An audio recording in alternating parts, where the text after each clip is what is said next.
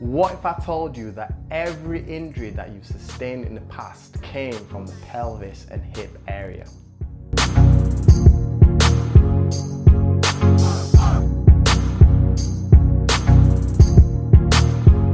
What's good, people? It's Nathan here from Cryotherapy UK Sheffield, and in today's video I'm going to be talking all about BeActivated therapy and discussing why it's important to keep your body activated and make sure your muscles are firing right. So I'm going to ask you the question: are you confident that your body is working and functioning to its maximal capacity and working to the best of its ability? So I know the statement I made earlier in the video, it seemed pretty wild, but before we get into it, I want you to take a moment, pause the video, do whatever you need to do, and I want you to try and move without using hip flexion. Go.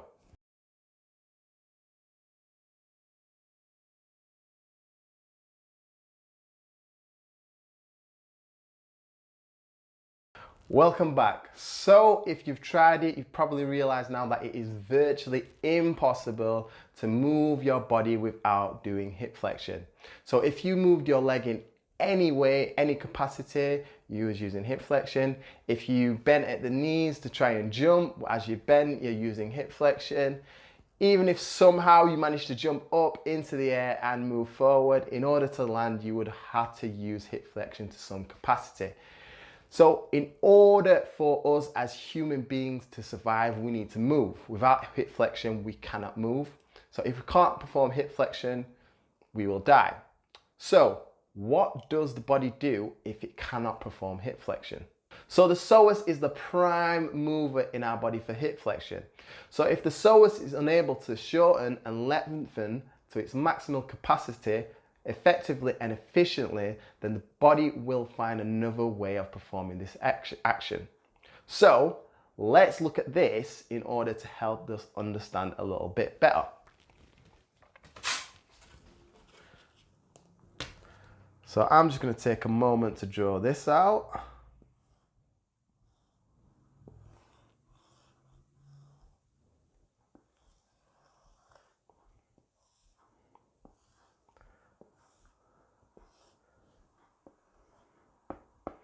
So we are going to use this guy to help us understand this a little bit further. Excuse my Picasso style drawing, but I didn't take art in school, so this is the best that we've got. So I'm going to use a new pen for this. So our psoas attaches from the base of our lumbar spine all the way down to the head of the femur. Okay, so all muscles work in pairs. So every single muscle has an agonist and an antagonist muscle, which basically means that when one muscle in the pair is contracting and working, the other one is relaxed. Okay, so the psoas, the agonist and antagonist muscle to the psoas is the glutes. So the glutes and the psoas make up our zone 1 area. Okay, so in there we have the glutes and the psoas. So as we said, if the zone 1 area is responsible for our primal movement. So if the zone 1 area isn't firing for itself, it needs to find another way of moving.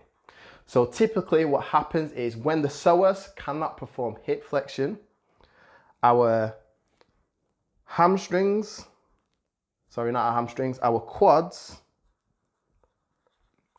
and abs, our abdominals, will then perform hip flexion for us, okay, if the zone 1 and the psoas is not capable of performing hip flexion. Conversely, so if that occurs, what then happens will be the hamstrings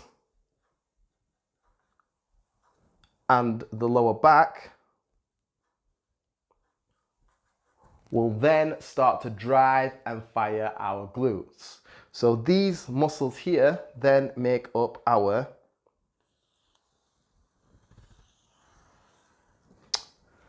zone 2 area.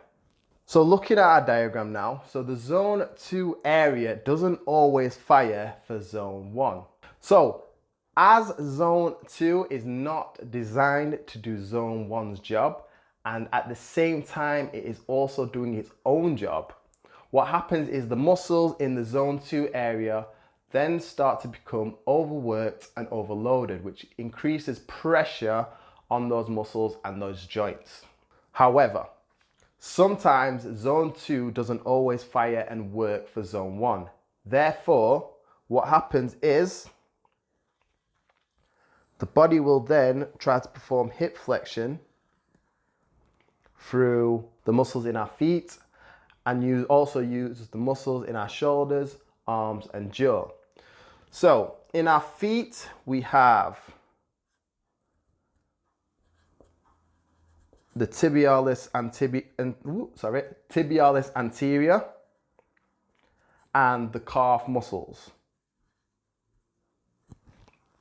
And up in here in our shoulder area, we have the deltoids, pectorals, and rotator cuff muscles, just to name a few. And these muscles outside make up our zone 3 area. So if the muscles in our zone 2 are not firing for the zone 1, it will then transfer into the zone 3, again creating added pressure and added load on these zones. So now you're probably looking at this and thinking, you know what, this doesn't apply to me because I know my body is working and firing right and all my muscles are functioning as they should be. However, based on the information that I've just told you, are you 100% sure that your body and your muscles are firing for themselves and doing the job that it should be, or is something else working in its place? So guys, that concludes today's video on BeActivated therapy and looking at and asking the question whether our bodies are working and firing right. If you enjoyed the video and you found it useful, make sure you give it a like, share it with friends, and subscribe to us on social media. And also don't forget to follow us on all other social media platforms. Again guys, really appreciate it. Thank you for watching and we'll see you in the next one. Peace. You never know what's around the